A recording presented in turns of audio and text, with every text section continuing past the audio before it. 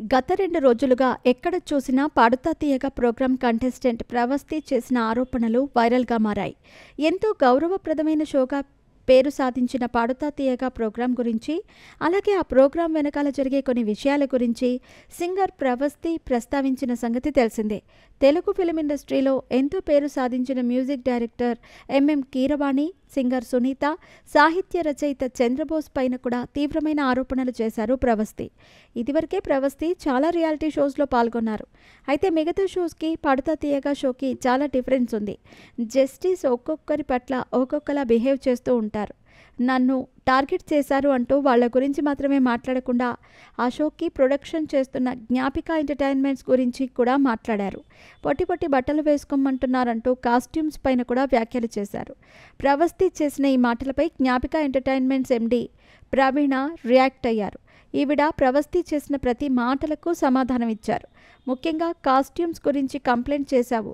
ఆ costumes select చేసేది నేను సెలెక్ట్ చేసిన తర్వాత ఈటీవీ వాళ్లకు పంపిస్తే వాళ్ళు ఓకే చేసిన తర్వాత నేను డిజైనర్కి చెప్పి కాస్ట్యూమ్స్ చేపిస్తాను అంటూ చెప్పుకొచ్చారు.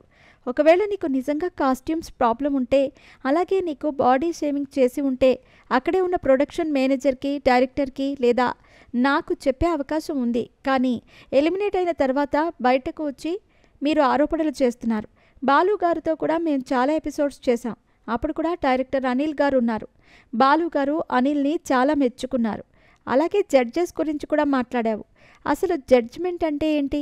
ఒకసారి జడ్జిమెంట్ ఇచ్చేసిన తర్వాత మనం ఏ కారణాలు చెప్పినా అవి జరగవు. అగ్రిమెంట్లో కూడా జడ్జిమెంట్కి యాక్సెప్ట్ చేస్తాను అని ఉంటుంది అంటూ ఎపిసోడ్స్లో ప్రవస్తి వేసుకున్న కాస్ట్యూమ్స్ కూడా ఆ వీడియోలో చూపించింది. అంతా మాట్లాడిన తర్వాత ఈ అపోహలన్నీ పక్కన పెట్టి ప్రవస్తి నువ్వు స్ట్రాంగ్ కంబ్యాక్ ఇవ్వాలి అనుకుంటున్నాను అంటూ ప్రవీణ తెలిపారు. ఇక కొద్దిసేపటి క్రితమే సునీత కూడా ఈ ఆరోపణల గురించి రియాక్ట్ అయ్యారు. చిన్నప్పుడు బాలుగారు, జానకమ్మ, నేను నిన్నెత్తుకున్నాము. ఇప్పుడు 19 ఏళ్ల వయసులో ఎత్తుకోవటం కరెక్ట్ కాదు.